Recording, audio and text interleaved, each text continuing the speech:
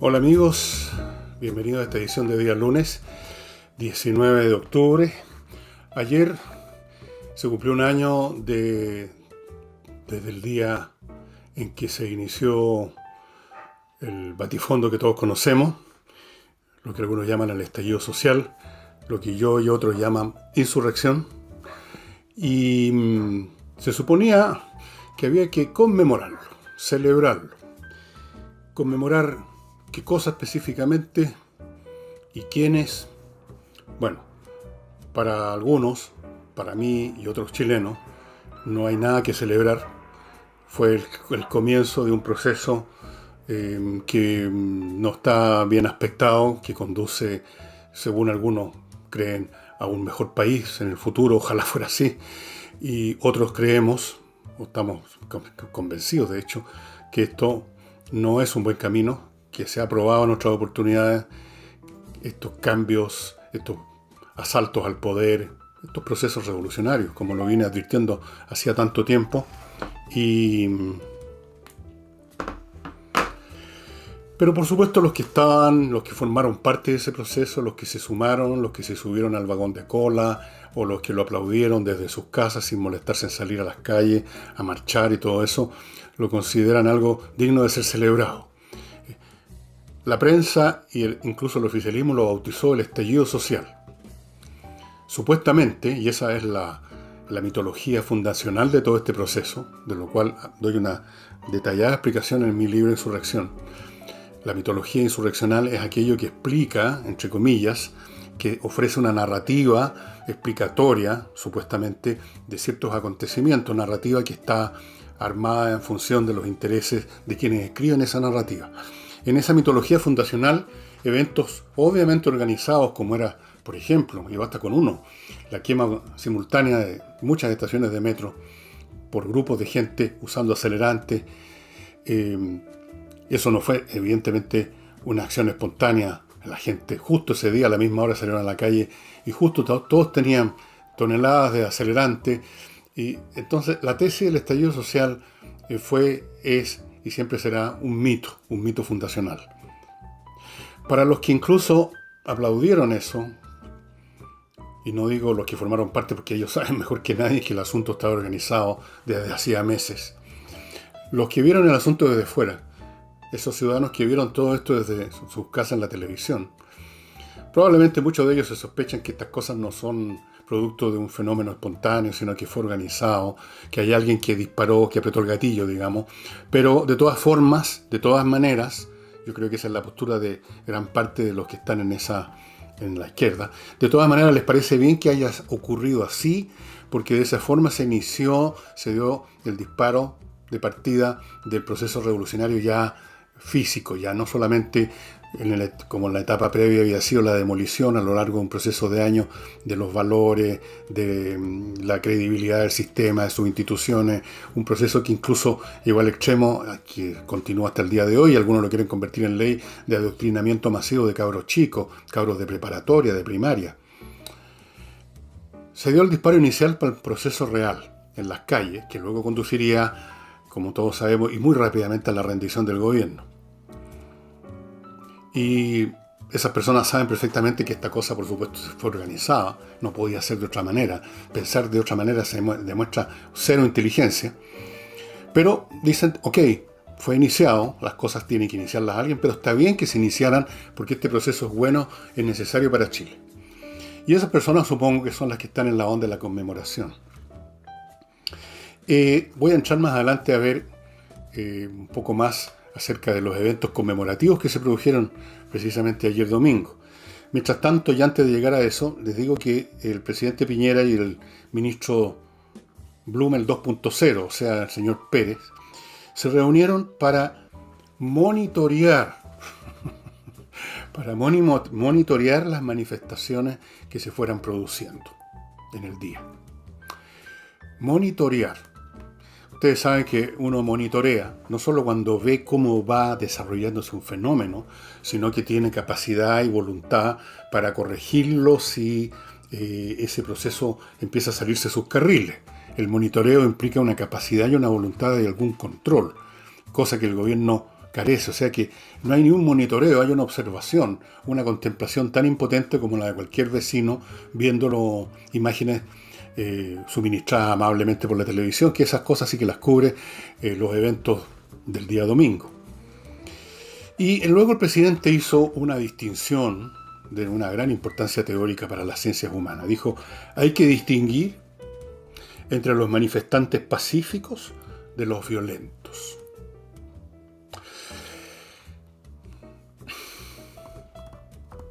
Es una distinción completamente irrelevante, estimadas amigas y amigos. Irrelevante. No es mucho más sustantiva que diferenciar o distinguir a los manifestantes entre los que son altos y los que son chicos, o entre los que son gordos y los que son flacos. No tiene ninguna importancia la conducta específica de estos manifestantes comparada con la de estos otros. El carácter de una manifestación, de una movilización, no lo da la conducta de este o aquel, sino que lo da el propósito de la manifestación, su espíritu, el por qué fue congregada esa gente para manifestar qué cosa. No hay ninguna relación entre eso, en cuanto a su capacidad para calificar la manifestación, y cómo se comportaron las personas, salvo casos demasiado extremos. Fíjense, les voy a dar un ejemplo de cuán separadas están ambas cosas. En el año 1943 en Alemania, después del desastre de Stalingrado, cuando Alemania en su conjunto, y no solo los jefes militares y políticos del régimen de Hitler, se dieron cuenta que la guerra no se podía ganar y que habían sufrido una derrota desastrosa, que habían perdido un ejército completo en Stalingrado. El hombre a cargo de la propaganda del régimen, que era Goebbels, llamó a una asamblea grande, una especie de como teatro caupolicano, más grande todavía. ¿Cuál era el propósito de esa reunión? El propósito de esa reunión fue que Goebbels, después de un discurso sobre otras relacionado con el asunto, le preguntara a voz en cuello a esa gente. Y al preguntarle a esa gente, a todos los alemanes que estaban escuchando por radio, les dijo, ¿quieren la guerra total, Total Krieg, o no? Y todos se pararon con un entusiasmo delirante, parando el brazo así, a decir sí, ya. Y no podían ser más pacíficos los tipos que estaban ahí, estaban sentados, nadie votó ni rompió nada, no pintaron los muros del local, no tiraron bombas molotov a nadie, todo muy sentadito. Pero ¿cuál era el propósito de la manifestación? El propósito era que el público declarara, instigados por Goebbels, por cierto, que querían guerra total. El propósito de esa asamblea era que Alemania se mentalizara para la guerra total. Pero los manifestantes, o los miembros, o los participantes de esta asamblea se portaron como caballeros, no rompieron nada. No tiene nada que ver. No tiene nada que ver que en una manifestación hay o no hay unos pelotudos que están rompiendo o no. Ahora, si todos están rompiendo, significa que efectivamente eso ya no era una manifestación. Estamos hablando de una manifestación. Las manifestaciones no se dividen, no se pueden calificar por la conducta, por esa distinción entre los pacíficos y los violentos. Y entonces la pregunta es, ¿cuál era el propósito de esta manifestación? Esta manifestación, por ejemplo, en la Plaza Italia, ayer domingo. Más allá de quién se portó violento o quién se portó pacífico. Quienes se subieron a pintar de nuevo con pintura roja, muy simbólico. La pintura roja, el color rojo, a mí me hace pensar siempre en la sangre, en el peligro y en el Partido Comunista. Pintaron de rojo de nuevo. Ya. ¿Cuál es la diferencia entre ellos y los que estaban tranquilamente, incluso quizás hasta con su familia? Unos se portaron de una manera, otros se portaron de otra. Pero eso no nos dice nada sobre el propósito de esa manifestación. Y esa pregunta es válida en general. Y esa pregunta va al fondo de todo este asunto. ¿Cuál es el propósito de la izquierda en general y de la gente que los apoya? ¿Cuál es el propósito del progresismo? Palabra de la cual la hemos oído miles de veces. Palabra que opera como verbo, subjetivo, adjetivo, adverbio, convergencia progresiva, movimiento progresista, los progresistas. Se usa abundantemente. ¿Qué significa? Y por lo tanto, ¿cuál es el propósito de las manifestaciones convocadas por el progresismo? Todavía el país no tiene idea. De vez en cuando aparecen elementos aislados, pero que no nos dicen nada. Supongo yo que hay algunos sectores, como el Partido Comunista, que tienen una idea más específica. Es una secta religiosa. Ellos no han cambiado su objetivo de instaurar la sociedad comunista algún día. Pero incluso con respecto a ellos, uno cabe preguntarse si en lo inmediato ellos realmente están en esa postura o no. Porque en esto los comunistas pueden ser como estos cristianos, que declaran que en el fondo la vida en esta tierra tiene como objetivo salvar el alma para vivir en el paraíso, ¿no? En algún día cuando uno se muera, pero nadie está pensando en el día a día en salvar el alma e irse al paraíso. Todo lo contrario, todo el mundo quiere postergar lo más posible el momento en que se tiene que ir al paraíso, si es que se va a ir para allá. En lo inmediato, ¿cuáles son los planes? ¿Qué clase de constituciones armaron ya? ¿Qué piensan acerca de la propiedad privada? ¿Qué es lo que quieren expropiar en función de eso que llaman el área estratégica? ¿Qué es lo que piensa el Partido Socialista sobre esas cosas o los demócratas cristianos? Más allá de las denuncias, de las interpelaciones, de las acusaciones constitucionales, de las gritaderas, de los derechos humanos, de ese llamamiento universal a la equidad que no significa nada, porque cualquiera puede hacer un llamamiento a la equidad y con eso no nos dice nada. ¿Cuál es el propósito del progresismo? ¿Qué clase de sociedad quieren montar una vez que hayan demolido la actual? Que es ese objetivo sí que lo tienen muy claro y todos tenemos claro que ellos lo tienen claro. Entonces, cuando uno mira al progresismo en general, a lo largo de todo este tiempo, y no solamente de este último año, sino que desde antes, desde la época de la candidatura de Guillé y desde antes de eso incluso, cuando uno ve a los progresistas hablando del progresismo y el movimiento progresista y tenemos que ser progresistas, y siempre me queda dando vuelta esto, bueno, pero ¿de qué se trata esta cuestión? ¿Qué es lo que hay, por ejemplo, en el espíritu del ciudadano común y corriente que se confiesa progresista y que votó por Guillé, que va a votar a prueba en el plebiscito, que sale a cacerolear o que toca la bocina y que está en posturas como progresista? Pero ¿en qué consiste su progresismo? ¿Qué es lo que quieren? ¿Qué es lo que tienen en mente? ¿Qué difusa imagen mental tienen del país como propósito? De todo lo que hacen, de todo lo que apoyan, de todo lo que promueven, de todo lo que votan favorablemente. ¿Qué es lo que es? Ustedes me dirán, bueno, las personas de derecha tampoco tienen muy claro lo que es, lo que quieren. Es verdad que la gente rara vez articula en un sistema coherente los fines incluso los fines particulares de sus propias vidas. Pero con las personas de derecha, la gente que va a votar rechazo, uno puede hacer el ejercicio socrático de ir preguntando y va a llegar a cosas concretas. A lo mejor un votante de derecha no sería capaz de articularme un concepto general, una doctrina acerca de cómo debiera ser la educación. Pero si yo le pregunto, ¿a usted le gustaría que a sus niños de 6, 7, 8 años ya les estén haciendo un discurso sobre que usted puede ser hombre, mujer o cualquier cosa intermedia entre como 15 o 16 variantes? Usted seguro que esa persona va a decir, no, po. Y si usted le pregunta si usted quiere que el día de mañana haya una ley que impida que alguien diga que le encantó el régimen de Pinochet, pero luego pueden venir otras leyes que vayan acotando aún más el campo de la expresión, seguro que va a decir, no, pues no, me gustaría eso. Y si usted le pregunta, ¿le gustaría que el Estado empiece a apodere de sus fondos previsionales para hacer un fondo común del cual usted no va a tener control? Bueno, va a decir que no, como ya lo han dicho en las encuestas donde se ha consultado ese tema. Y así sucesivamente usted va a obtener una respuesta concreta y si suma esa respuesta va a obtener un cuadro concreto de qué clase de país esta gente quiere. Quiere un país más o menos como el que hemos tenido siempre, de hecho, hasta cuando empezó a venirse todo abajo. Es cuestión de hacer un poco de mayéutica. Uno va interrogando y va saliendo el cuadro clarito. Pero si usted hace este ejercicio con una persona de izquierda, no va a tener ese resultado. Si usted le pregunta, ¿usted le gustaría la misma pregunta que al otro?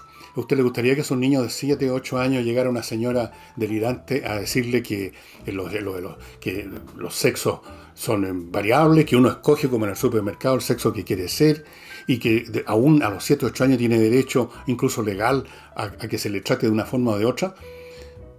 Yo creo que esa persona de la izquierda va a decir que no o va a empezar a darse vueltas sin realmente saber, a ver, eso es progresismo, pero realmente me interesa, me gusta eso, me parece bien. Se va a empezar a confundir. Y si usted le pregunta si le gustaría que le metieran en mano sus fondos previsionales, probablemente le va a decir que no, como sale en las encuestas. Y si usted le sigue haciendo preguntas, se va a encontrar con que en algunas oportunidades, no pocas, coincide con el supuesto adversario, con el momio, con el fascista pobre.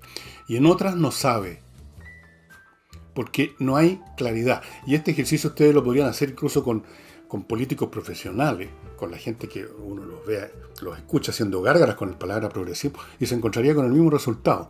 No tienen un concepto claro, preciso y específico acerca del futuro que le proponen a este país y para el cual montaron toda la máquina que conocemos, partiendo por el 18 de octubre del año pasado. ¿Por qué? Por las razones que hemos comentado tantas veces del desplome ideológico de todo ese sector que carece de anclaje. Y por esa misma razón también en sus votaciones, en su postura, se pasan la vida fragmentando y después se tratan de unir con una nueva acusación constitucional o en un almuerzo de unidad y luego vuelven a desmembrarse sus partes componentes porque no tienen este pegamento básico que es una idea común. E incluso, insisto, yo creo que el propio Partido Comunista, aunque si usted le pregunta eso a Carol Cariola o a quien sea, como yo se lo hice una vez justamente a la señorita Cariola en un programa de televisión, va a decir, sí, finalmente, después que de mucha resistencia, sí, yo creo en el comunismo. ¿Pero qué significa creer en el comunismo? Es como cuando yo dijera que yo creo en la divina providencia. Eso no dice nada acerca de lo que yo quiero para mi familia y para mi país mañana y pasado. Entonces, de ahí que, de las maneras más diferentes a veces, todo lo que hace la izquierda, el progresismo, ya sea una movilización, una votación, una marcha, parece arbitrario, y es arbitrario. Carece de sustancia, carece de sentido. Termina rápidamente revelándose como un espasmo de violencia y de rabia, como ocurre en el Congreso con sus votaciones, como ocurre en la calle con las manifestaciones que terminan rápidamente en violencia. Desde luego, muchos de aquellos supuestamente separados de los pacifistas, con pacifistas o sin pacifistas, entran a los actos de violencia. Carece de sustancia, carece de destino, carece de brújula. Todo el progresismo no es más que una palabra. Es como decir abracadabra. Y yo creo que esto se manifestó ayer domingo, con estas concentraciones, que fueron acompañadas de actos de violencia que también hablan mucho acerca de que esa es la sustancia de la izquierda, eso es lo que le ofrecen al país. Quemaron una iglesia, antes la saquearon. Quemaron ¿qué más quemaron? Un servicentro. Y esto es el cómputo que tengo hasta el momento que estoy grabando este programa para ustedes, porque estoy grabando en la tarde del domingo, y es probable que después que termine de grabar, y especialmente en las horas de la noche, hayan muchas más eventos de esta clase, pero da lo mismo si son 2, son 4, son 10. La cuestión sigue siendo la misma. ¿Qué es lo que nos ofrece el progresismo? Violencias, vandalismos y frases generales que no se sabe a dónde van y a qué conducen. Convocatorias que no se sabe a dónde van y a dónde conducen. Aquí y acá, de vez en cuando, aparece una cosa concreta. No más AFP. Pero los mismos que dicen no más AFP, que ya se ha convertido en algo así como Dios te salve María, en una frase que se repite, son los mismos que en las encuestas dicen que no quieren que le saquen su fondo de la AFP para un fondo común. Se han convertido simplemente en, como decir Ever Forever o decir CHI, una cosa así. Una frase que se usa en el contexto de las convocatorias, de las movilizaciones, de las marchas, las concentraciones, pero que ya no significa absolutamente nada en la realidad política y anímica del pueblo chileno, incluyendo a la gente que está en esas concentraciones. ¿Cuál es el porcentaje de gente, por ejemplo, respecto a la AFP, que quiere realmente que los fondos privados pasen a un fondo común? 3%. Ahí está. Entonces la izquierda, al final, a pesar de toda su bulla, a pesar de toda su presencia en los medios, de los cuales, dicho sea de paso, el periodo más negro en la historia de las comunicaciones chilenas el que estamos viendo ahora, porque nunca antes había visto yo tal entrega cobarde y oportunista al movimiento que está en boga, y que tiene capacidad de amenazarlos, y eso es todo. Me lo confesó una persona que trabaja en un medio televisivo, que en aquellos días de octubre del año pasado recibieron a cada momento amenazas. Y eso fue un factor bastante importante para que se pusieran progresistas, los que todavía no lo eran. Un periodo oscuro en que no fueron capaces de resistir esa presión. El sábado, en Santiago, no sé si en otras ciudades del país también, hubo una marcha del rechazo. Mirando las fotos, yo no voy a ninguna marcha, ninguna cosa, pero mirando las fotos tomadas desde las alturas de la marcha, ocupaban un número de cuadras, unas 7, 8 cuadras, más uno calcula por metro cuadrado cuánta gente, y uno puede calcular que habían entre 4 a 8.000 personas, no más. Era una marcha chica, sin duda, comparada con las que organiza la izquierda, en eso son como tirados con onda. La prensa no dijo una palabra de esa marcha. Nada. Y fue una marcha que podía, por último, haberse distinguido noticiosamente, porque a diferencia de las que hemos visto hasta ahora, no se botó ni siquiera un tarro de bebida al suelo. No hubo ningún ataque, no hubo ningún rayado. Fue impecable. La única que mencionó la marcha para algo fue Beatriz Sánchez, que dijo que habían ido 250 personas. Bueno, a lo mismo los números que digan, los verdaderos números los vamos a ver en la votación. Ahí veremos si eran 250 personas, nada más. En fin, no hay nada. Entonces, tampoco hay nada en estas conmemoraciones. ¿Qué es lo que se conmemoró el 18 de octubre? ¿Que se quemaron las estaciones del metro?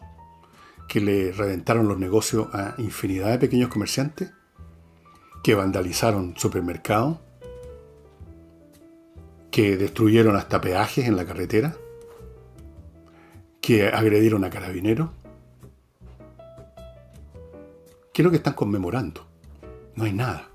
No hay nada que se conmemore. Uno conmemora cosas que tienen un peso positivo en la historia de una nación, o tienen una significación simbólica importante, emotiva. Uno conmemora la batalla naval de Iquique. Uno conmemora, celebra el día del 18 de septiembre.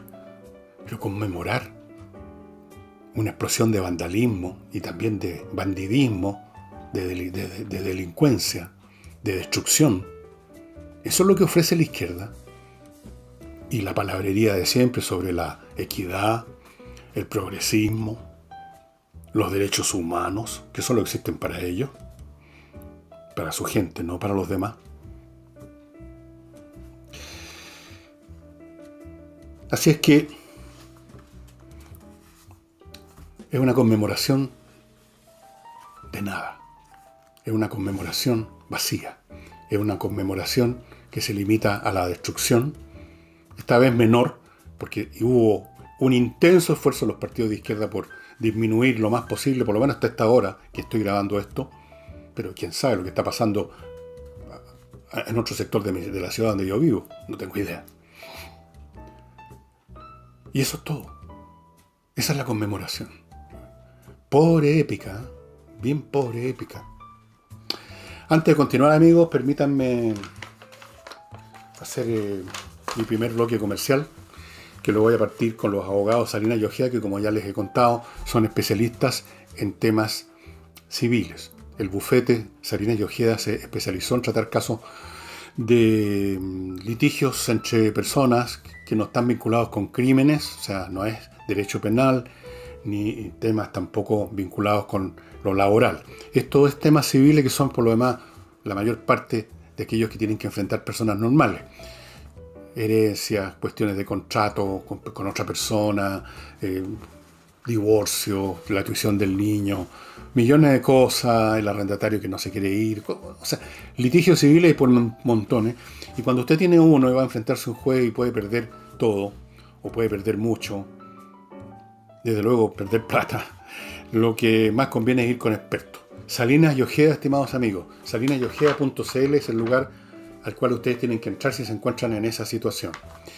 Y Si usted tiene millas acumuladas por sus viajes, si usted tiene millas acumuladas que no ha podido aprovechar porque no ha podido viajar o no ha querido viajar, no tiene a dónde ir ahora, convierta esas millas en dinero antes que la empresa de aviación se las borre, porque eso ocurre cada cierto tiempo y uno nunca sabe en qué momento los 100.000, 200.000 o 600.000 kilómetros que juntó se convierten en un cero. Antes que eso pase, entre a kmmillas.cl y ahí le van a comprar su millaje. Va a convertir ese número que ahora es una abstracción a punto de desvanecerse en dinero. kmmillas.cl.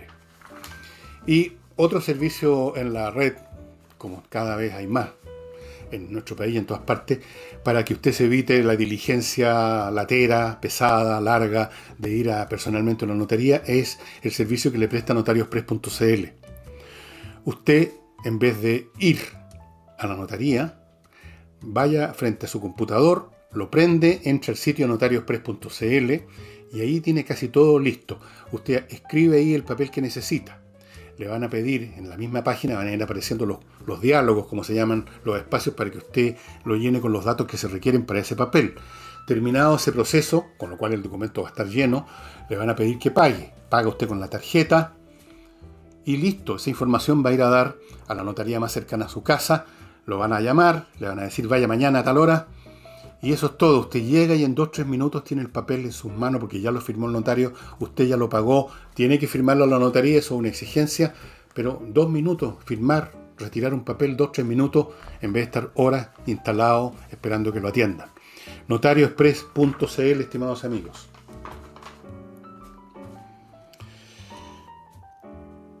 En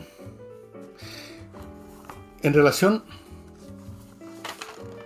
a lo mismo, al evento en la zona cero, como llaman, pasó que el señor Daniel Jadue, el alcalde de Recoleta, se fue a dar una vueltecita y lo agredieron. ¿Quiénes lo agredieron? 2 personas, una señora y un señor, que parece que eran de un negocio, tenían un problema, digamos, no político, sino que personal con Jadue o algo así. 2 personas. Y en realidad no alcanzaron ni a tocarlo porque Jadue emprendió una brillante retirada estratégica corriendo, así que no lo alcanzaron ni a tocar. Esa fue toda la agresión. ¿Qué le habían dicho a la izquierda? Cómo rasgaron vestiduras.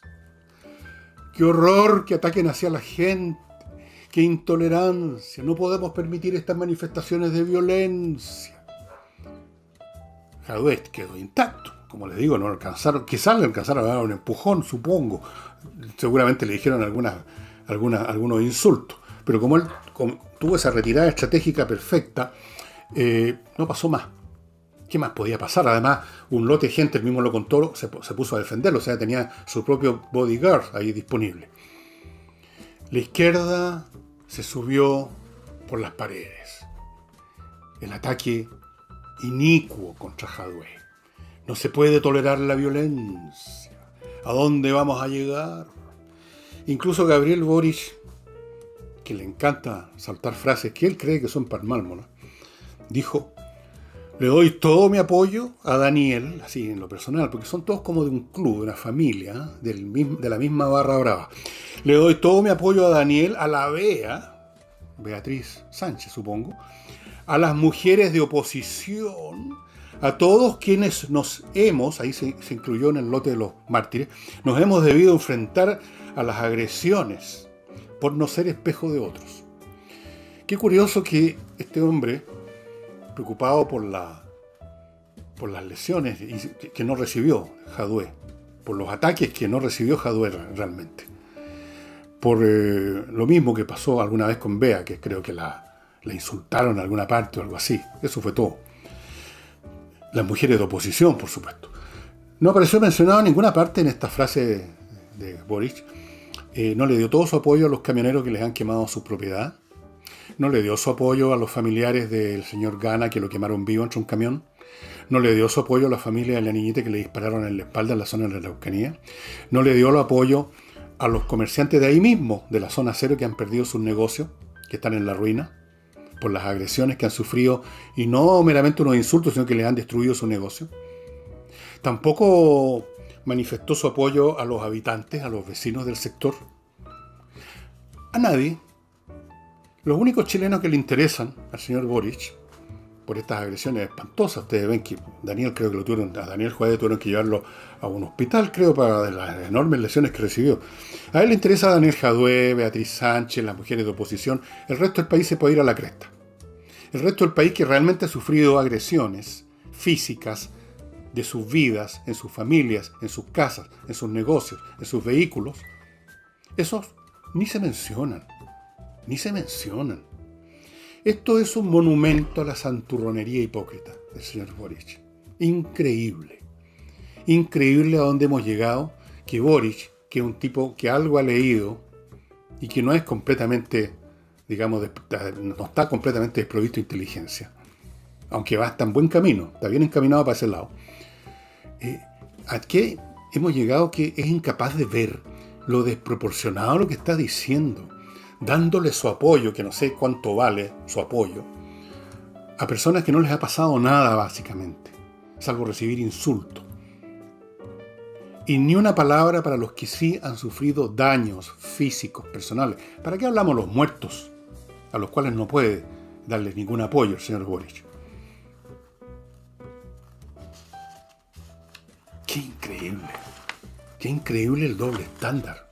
O sea, uno ha escuchado muchas veces esta frase, el doble estándar de esto, el doble estándar de más allá. Es casi un commodity verbal el doble estándar.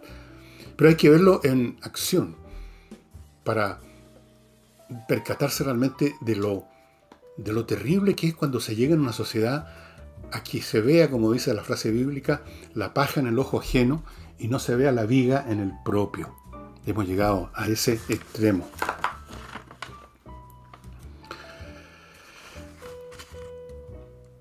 Bueno, en el plano internacional,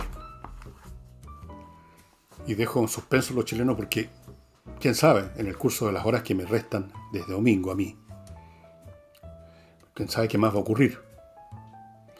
Usted lo sabe mejor que yo, así que lo dejaremos para mis comentarios para el martes, según lo que ocurra. Hay elecciones en Bolivia, se estaban celebrando, yo no tenía todavía el resultado, entre el señor Mesa, que es un viejo político boliviano, un hombre, digamos, de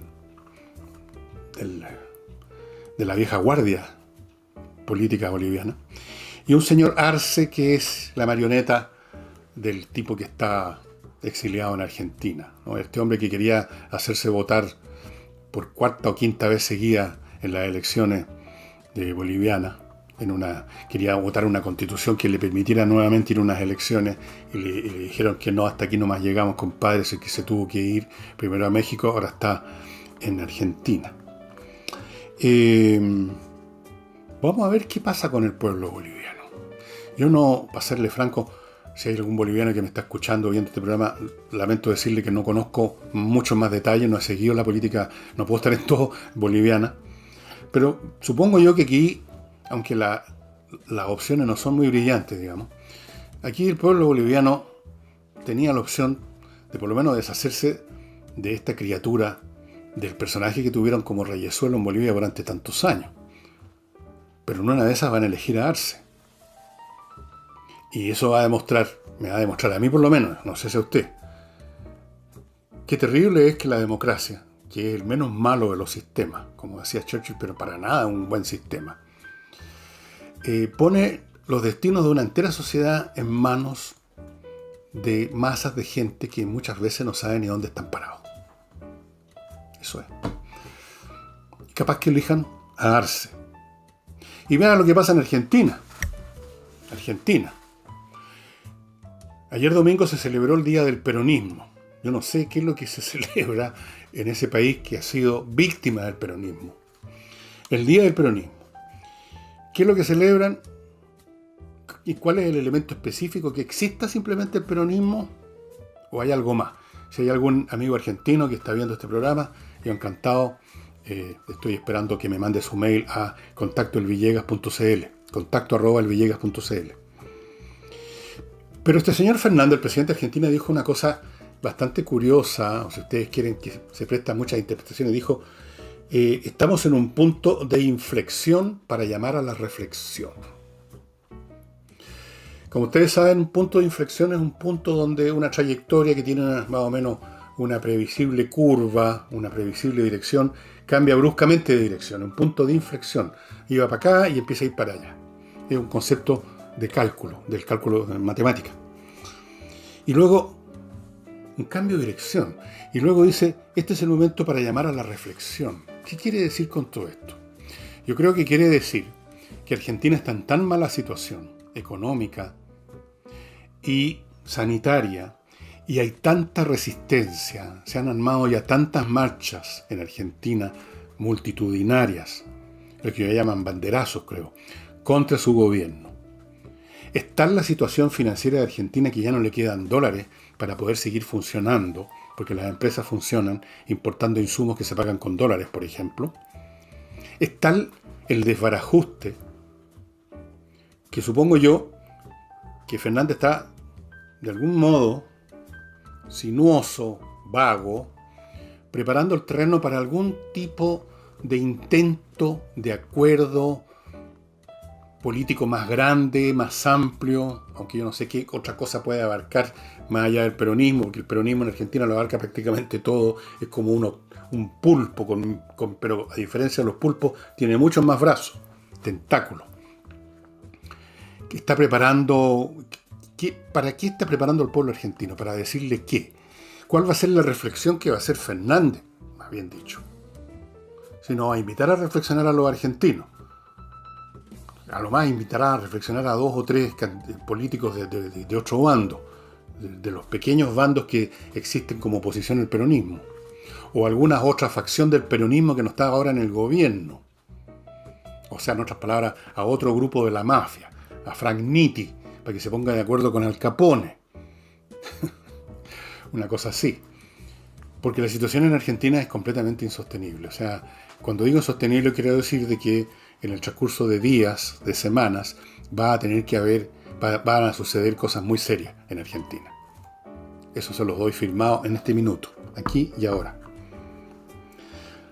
Pero aquí vuelvo al punto original de que la democracia será el menos malo de los sistemas, pero para nada es bueno. Porque resulta que ese mismo pueblo argentino, tan listo, o que lo parece, tan rápido de mente, tan ágil, tan divertido, con tanto sentido del humor, vuelven a elegir a esta gente una y otra vez. Ahí está la Cristina Fernández, eludiendo todos los cargos judiciales que tienen en su contra por dolo, por delitos, por robo. No sé cuántos, son 5, 6, 7 procesos. Los ha ido eliminando, los ha ido neutralizando unos tras otros, y es vicepresidenta de Argentina. ¿Cómo llegó ahí? Bueno, iba en el ticket con Fernández. Pero eso habría sido una suficiente razón para que no votaran por Fernández. Si iba a llevar a la Kirchner también. A Cristina Fernández, viuda de Kirchner. Pero vuelven a elegirlo. Como he dicho antes, en Argentina son muy buenos para reclamar que este gobierno se tienen que ir todos, che. Y vuelven a elegirlo. Bueno, vamos a ver qué pasa en Bolivia ahora. Si vuelven a elegir al que está en Argentina y que tiene como marioneta, como títere a este señor Arce en Bolivia. Bueno, permítanme pasar a otro bloque, que en esta oportunidad consta de Lavoclub. Ya saben que Lavoclub es el mejor detergente que hay en Chile en este momento. Period. Es hipoalergénico, es biodegradable, viene en un contenedor de 10 litros, que le dura mucho tiempo, es muy cómodo. Tiene su propio dispensador, su llavecita. No es un frasco común y corriente, es un dispensador de 10 litros. Se lo traen a la casa, se lo reponen en la casa. Y ahora usted puede acompañar este producto con un suavizante y aromatizante en 3 distintas variantes de fragancia para tener el kit completo de lavado. Lavoclub. Y ¿quiere usted una limpieza de pisos espectacular? Sea que sus pisos sean de parqué, piso flotante, como llaman, o parqué flotante, que en el fondo no tiene nada que ver con lo auténtico, ¿no? Pero en fin, hay gente que tiene piso flotante, moqueta, luego están los pisos duros, los pisos de cerámica, de baldosa, qué sé yo. mármol, incluso en algunas casas ricas. Bueno, SMF, le voy a dar más datos que los tengo por aquí, porque por supuesto yo olvido una buena cantidad de cosas, y recuerdo también un buen montón, pero olvidé poner el papel donde está el nombre completo de esta empresa. Bueno, me lo van a perdonar, supongo. SMF tiene, usted lo puede encontrar en Google fácilmente, SMF limpieza de piso, y ahí va a aparecer el nombre completo, las direcciones, los productos para cada uno de esos tipos de piso para dejárselos impecables. SMF. Y Controller, amigos, si usted quiere tener su empresa funcionando en su zona de gestión al óptimo, al 100%, sin problemas, sin los recurrentes problemas que siempre hay en la gestión de una empresa, en contabilidad, que fracasó esto, que se le olvidó pagar la cotización, que llegó una citación de un tribunal del trabajo por eso, problemas con impuesto interno, problemas con esto, con los demás allá, porque hubo errores que se repiten todo el tiempo, que cuestan plata y plata. Póngase en manos de Controller, una empresa fundada por contadores auditores con 20 años de experiencia en empresas internacionales de gran calado, con los mejores software del mundo para seguir los flujos de la gestión, los vectores, llamémoslo así, si usted quiere, la malla de interacciones dentro del sistema de gestión. Y ya sea que su empresa sea pequeña, mediana o grande, se la van a investigar, la van a examinar y le van a dar el recetario con los remedios para que su empresa funcione óptimamente. Incluso, si usted lo quiere, usted lo desea, se pueden hacer cargo de eso. Controller, estimados amigos. Aquí están los números, aquí están las direcciones, aquí está todo. Bueno, en realidad sale también de SMF, dicho sea de paso. Todo está aquí a mi izquierda, yo no necesito recordar nada. Pónganse en contacto con Controller. ¿Qué pierde? Nada, pues, hombre, por Dios. Y continuando con mis auspiciadores, ya saben cuál es el corredor mejor de Chile, ¿no es cierto? A ver, ¿se acuerdan el nombre? Hey, Hayes. Hayes, yo le digo Hey, una ciutiquería mía. Hey, el mejor corredor de propiedades, ahí están los datos. El tipo es rápido. Y cuando uno quiere vender una propiedad es porque necesita la plata ahora, no en 6 meses más. Es rápido. Sabe también administrar arriendo. Si usted es rentista, entréguele la pega a Hey y sáquese ese bulto encima. Si usted quiere arrendar una sola cosa, un arrendatario, y no sabe por quién decidirse de todos los que llegaron poniendo caritas como arrendatarios, Hey se encarga de ver quién es el que realmente es una persona honesta, decente, que no lo va a defraudar. Hey se hace cargo de todas esas cosas. Y si usted está pensando en invertir en Estados Unidos, le recomiendo entrar inmediatamente en inviertanusa.cl para no solamente enterarse, dejarles a ellos la tarea de hacer el proceso, sino que además le van a ofrecer opciones de inversión. Tienen una cartera inmensa de propiedades inmobiliarias de todo tipo en todos los estados de esa nación. Montana, Oregón, Ohio, New Jersey, you name it, California, terrenos, casas, departamentos. Fuera de eso tienen 3.500 franquicias a su disposición para que usted vea dónde le gustaría meter su plata. Fuera de eso, si usted quiere irse a Estados Unidos a manejar esas inversiones, le van a conseguir una visa de residencia como inversionista. Y por último, le van a conseguir en 2 semanas una cuenta corriente en Estados Unidos en dólares en un banco norteamericano. Inviertanusa.cl, estimados amigos. Y quiero volver a este tema de la conmemoración, que para mí es tan vacía, porque yo no considero que sea un contenido político sustantivo, una sumatoria de frases, de declamaciones sobre la justicia, la equidad y la cacha de la espada, y mucho menos un catálogo de actos violentos que hemos venido viviendo desde hace un año. No creo que haya nada positivo ahí. Entonces, ¿qué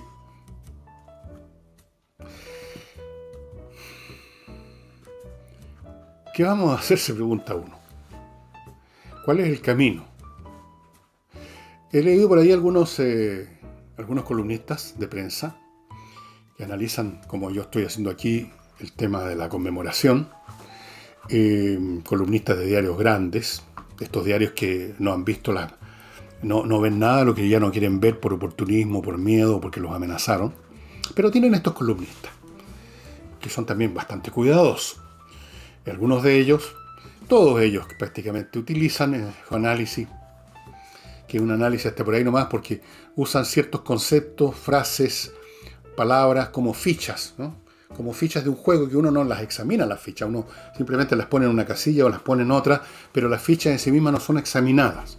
Entonces ahí aparecen los viejos conceptos de siempre, los viejos conceptos de esta sociología, digamos, de clase media, llamémoslo así, esta sociología convencional, mediana, que utiliza las frases que usted ya conoce, porque también las usan los políticos, que las tensiones sociales, que la presión, que las demandas, que la revolución de las expectativas, que las presiones que se iban juntando.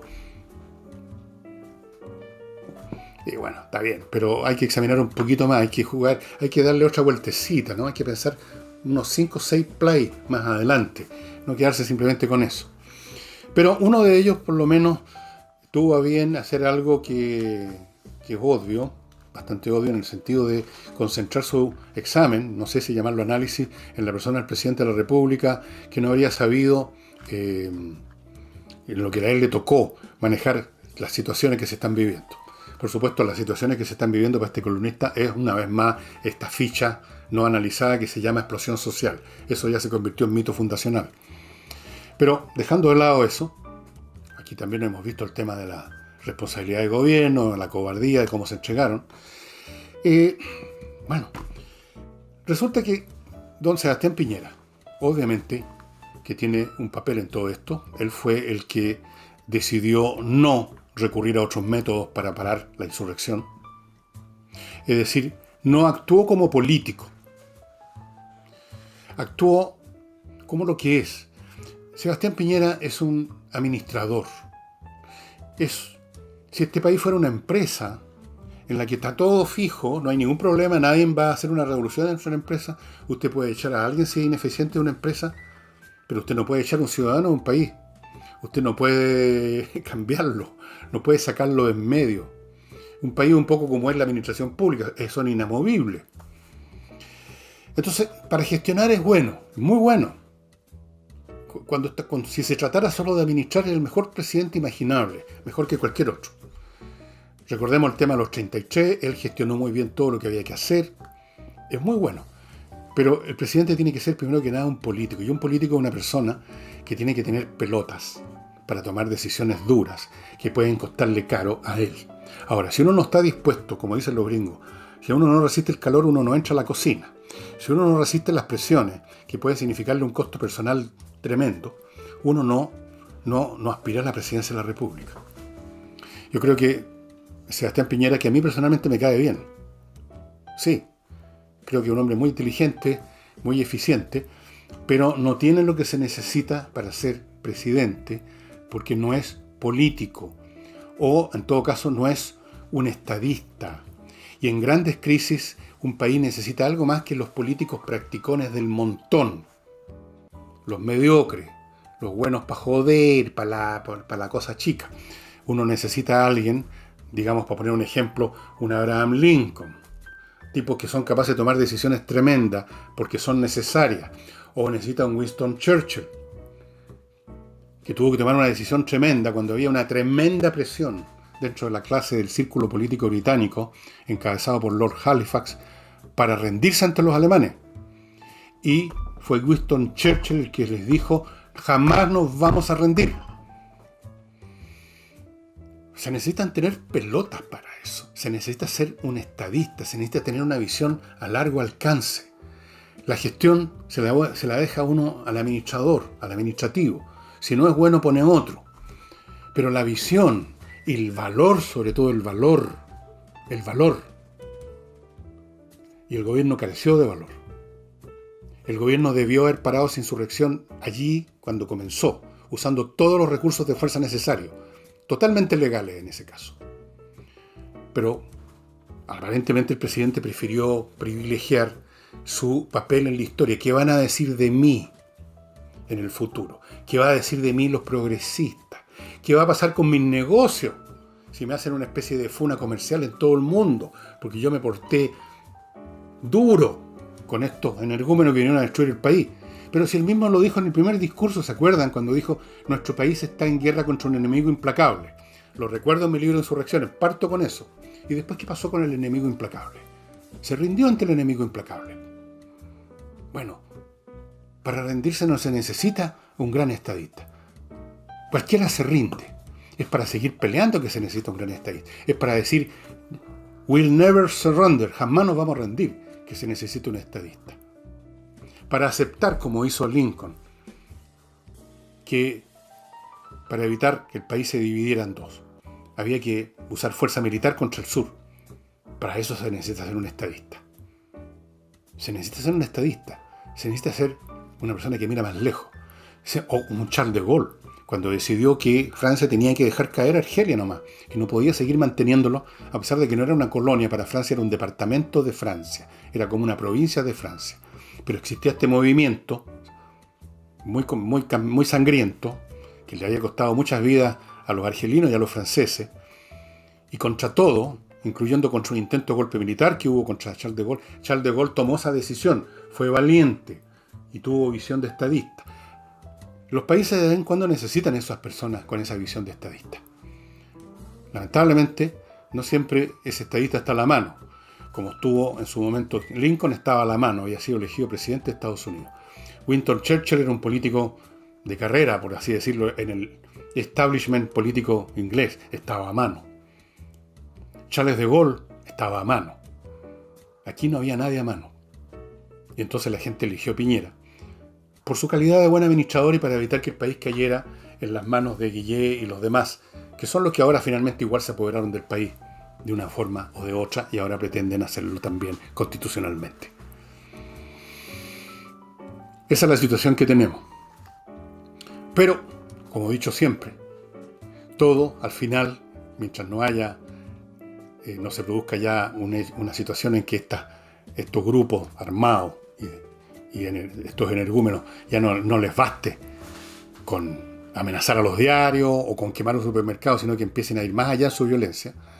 Mientras eso no ocurra y todavía el ciudadano tenga la capacidad de votar, ahí está la última palabra. Claro que la campaña de intimidación que directa e indirectamente ha llevado a la izquierda todo este tiempo, en forma simbólica o física en las calles, en forma política o comunicacional, en todos los ámbitos, cerrando todas las bocas, convirtiendo a los oportunistas en los suyos, convirtiendo a gente de los partidos políticos de derecha en unas pobres cataplasmas o sustancias de Chillán, descubriendo su corazón y votando con ellos. Tal vez ese proceso también llevó al ciudadano particular que todavía no ha sido tocado, todavía no ha sido amenazado directamente, y esto se va a reflejar en la votación del plebiscito. Tal vez una parte importante de los chilenos van a cobardarse. Van a cobardarse simplemente. No van a querer enfrentar que alguien les grite algo en la calle. ¡Qué terrible! No van a querer enfrentar la posibilidad de contagiarse de la pandemia. Bueno, corra el riesgo de contagiarse nomás, pues.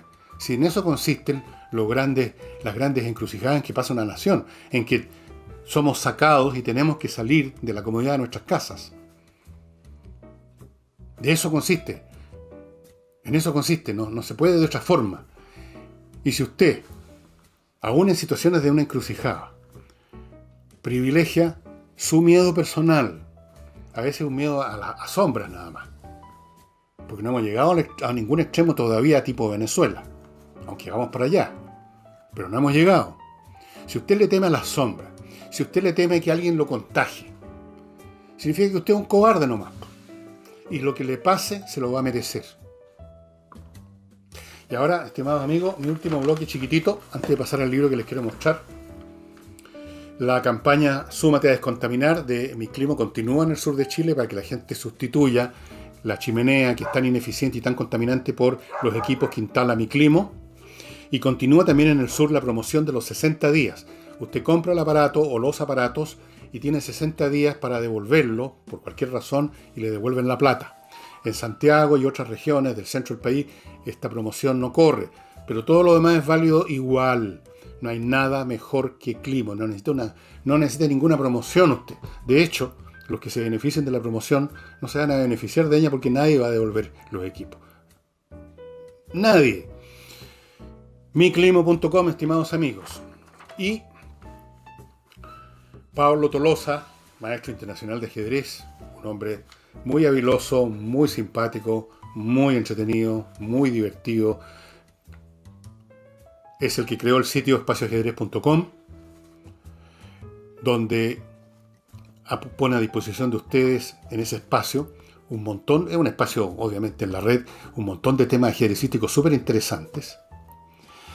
Y para disfrutar de todos ellos, porque hay algunos que requieren una licencia, usted lo que tiene que hacer simplemente, y con esto va a obtener otro gran beneficio, es comprar cualquiera de los dos productos que está viendo usted aquí a mi izquierda. La caja con el ajedrez, el manual para los niños, la licencia para entrar a ese espacio ajedrez, son 3 licencias, el reloj también con 3 licencias, y no olvide que haciendo abstracción de espacioajedrez.com, ese ajedrez que usted va a adquirir, ojalá para un niño, le va a cambiar la vida a ese niño, para mejor. Y se la va a cambiar a usted también si se empieza a jugar ajedrez. Créanme, el ajedrez es un extraordinario ejercicio mental para mantenerse en buen estado, en estado de alerta, para no perder el filo, la lógica, para no ponerse tonto, para no ponerse rutinario, para no ponerse perezoso. Y es entretenidísimo. Así que si usted no conoce el juego o lo jugó hace muchos años y después lo dejó botado, tiene una oportunidad de volver ahora que todos pasamos más tiempo en nuestras casas, ideal. Fuera de que ahora, hoy en día, si usted quiere jugar ajedrez, ni siquiera necesita ser miembro de un club. Usted en la internet encuentra todas las posibilidades del mundo. Encuentra sitios donde usted juega con gente de otra parte del planeta, encuentra millones de programas de ajedrez gratuitos que usted los instala en su computador o ni siquiera tiene que instalarlo, puede jugar en la red, puede practicar el ajedrez cuando quiera, puede aprender apertura, puede aprender técnicas de final, puede mirar partidas.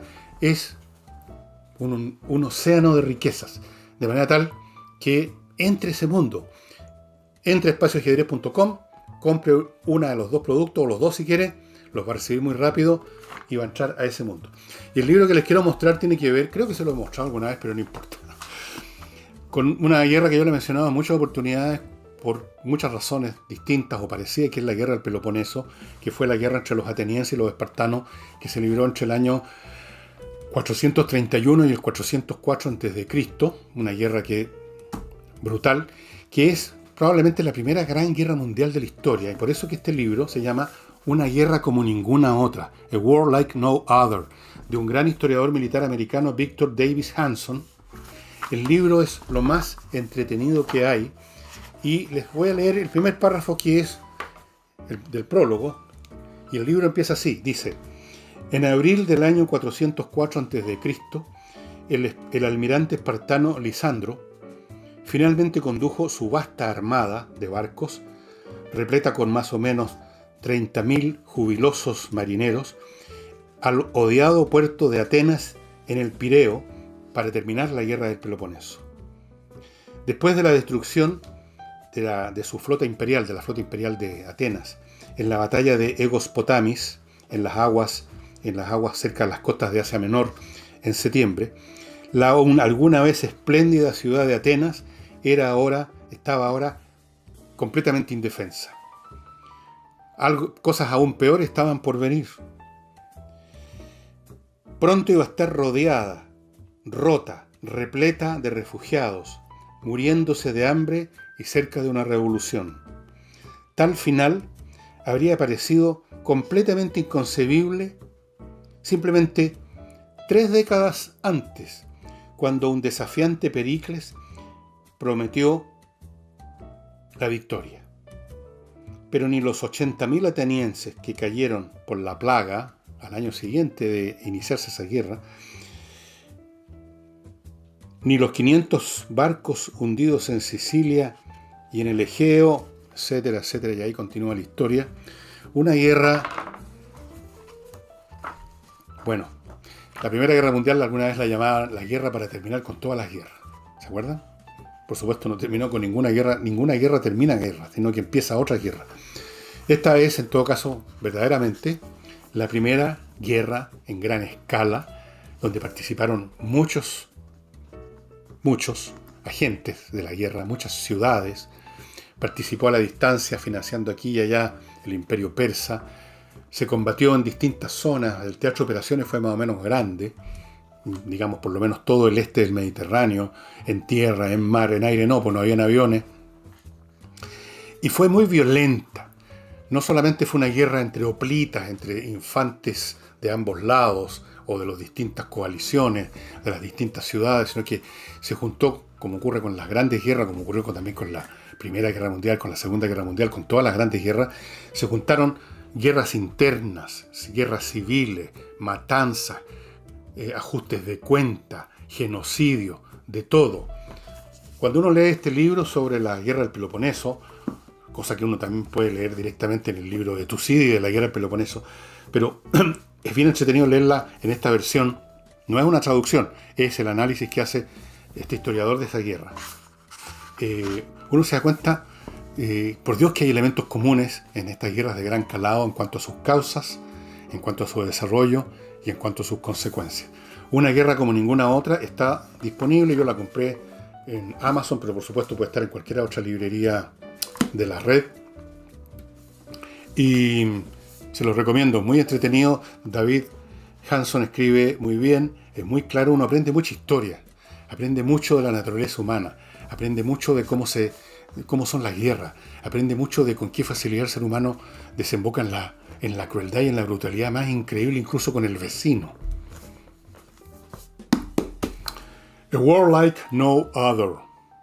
Capaz que esté en castellano, que lo hayan traducido, no tengo idea, porque ustedes comprenderán, yo también he estado encerrado todo este tiempo, no me he dado vuelta por ninguna librería, pero uno puede online preguntar, ver si hay un libro de Victor Davis Hanson, y en todo caso, prácticamente todos ustedes no tienen problemas para leer en inglés, así que lo recomiendo tranquilamente. Y eso sería todo, estimados amigos. Supongo que en el curso de lo que me queda del día domingo, en que estoy terminando esta grabación, me voy a enterar de más hechos acerca de esta conmemoración del 18 de octubre y lo examinaremos, si viene a cuento, mañana martes. Muchas gracias y hasta mañana.